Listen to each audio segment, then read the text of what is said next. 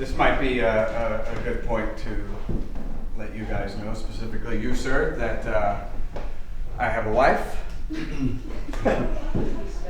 Yes, that is good. Yes, I'm happily married. I have a wife. I've been married now for a very short period of time, and I find myself saying the same phrase over and over again. I have a wife. Oh, I have a wife. I have a wife. Hey, great, I have a wife. I have a wife.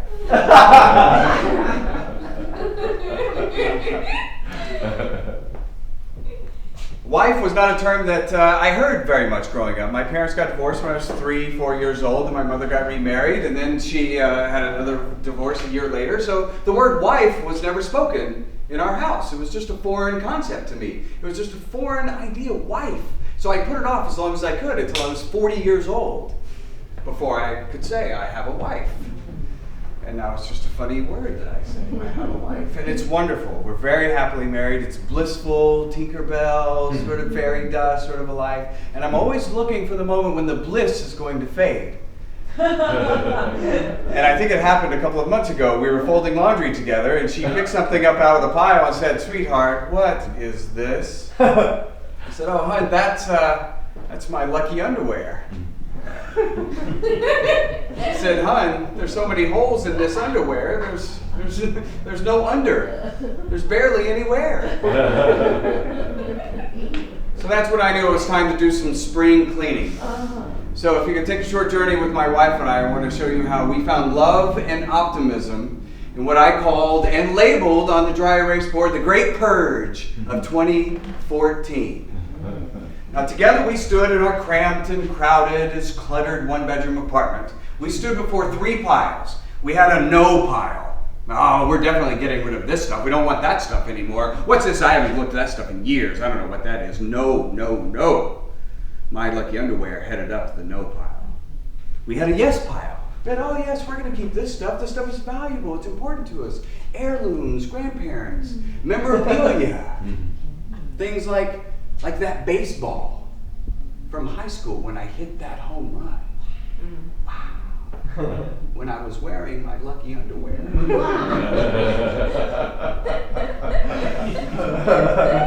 But the middle pile is what I call the maybe pile. This is where it all goes down. Well, maybe we'll keep it. Oh, maybe we won't. I don't know. Maybe I don't know. I can't decide. Do I have to decide now? Not now. Maybe. The maybe pile is decision making on the front lines. This is where it all goes down in the maybe pile. It's the big kahuna. It's where you come face to face with who it is you are versus who it is you think you are. Aha. I see laughter recognition. In my maybe pile, which accumulates in the hall closet, I have a big box of CDs, compact discs, music. I have hundreds of CDs. And all of this music is saved on my computers. I have a desktop, I have a laptop, I have a tablet, and I have a phone. I have a wife who has all the same devices. And all this music is backed up and saved on an external hard drive. I have 2 external drives to back up, and a 4th to back up, to back up, to back up, to back up. So, I'm definitely backed up. Now, if I lost these CDs, some of them I could replace, but many of them I couldn't, because before she was my wife, when we were dating and courting, she lived thousands of miles away. And before she left, before we stopped all communication when she was in Moscow in the winter, we made mixed CDs for each other. Songs that expressed our love for one another. Songs like, all I needed was the love you gave, and all I needed for another day. And all I ever knew, only you. I can't get rid of that CD. I can't just take that one to Amoeba. Gonna sell it for $1. I need that CD. Computers fail. They just break down. Computers, it's a machine. Machines just kaput. That's it. Have you ever been chased while you're on a bike by a country dog in the country? And it's chasing you and barking you, and you're going, and the chain breaks, And then you're left to climb a tree and just hope that somebody comes by and saves you? I've done that. Machines break. It has one job. The chain is supposed to stay together. It broke. Dude, computers can break. So the maybe pile taught me that I hang on to my music and my CDs because ultimately I don't trust. I know. In the hall closet, I have another big box. It's full of flower pots. I'm a grown man. I collect flower pots. I'm not afraid to admit that to you guys. I collect flower pots because I believe in having flowers and plants in my home, in my sanctuary, life and growth, and participating in nurturing that growth and that life. And putting that in my home where I can be, free, be who it is that I am, so that when I leave, I can be who it is I'm supposed to be. But all these flower pots are in a box and in a closet. And I thought, I'm hanging on to those because eventually I'll have a house.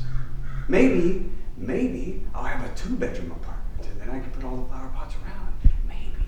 I believe in progress and optimism. Maybe. So I began looking at all the maybes in my life. Well, maybe I should exercise more. Maybe I should lose some weight, or maybe I should drink some more water, or maybe I should go buy new underwear. Maybe I should write that novel, or paint that canvas, or take that class, or maybe I should take a sewing class and repair my lucky underwear. Put them back in the yes pile.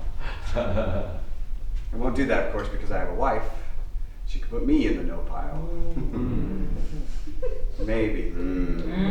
That's a great thing about being married now. I have a wife. I have all the wife jokes that I can open up. Maybe. I'm standing in the maybe pile, and I think, wow, maybe this 1-bedroom apartment, maybe this is the best I'm ever going to do. Maybe this is it. Maybe this is the height of my accomplishments. Maybe my accomplishments are all in the past. Maybe this is it. I told you I'm a child of divorce, so which I grew up in between 2 homes in my very own maybe pile.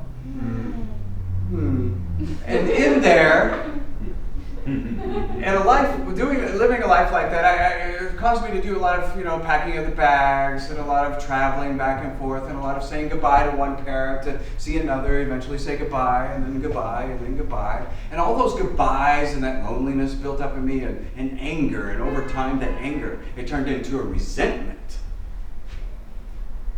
And the maybe pile taught me that if I can take that anger and that resentment and I can put it over here in the no pile, then I can take the people and the relationships and I can put them in the yes pile. You see, I have a wife who believes in me, believes in my optimism, in my future, our future. I have love. I'm definitely backed up in love. And the maybe pile also taught me that, the things of my past that are cluttering my life in the present, my lucky underwear, even my home run baseball, I can choose to let them clutter up my present, or I can put them in the past, behind me. And you know what happened to our little 1-bedroom apartment that was cramped and cluttered once we got rid of the no pile, and then we got rid of that maybe pile? Our apartment acquired all this space. It was light. I felt free. I felt like air. That's what it's like to live in the yes pile.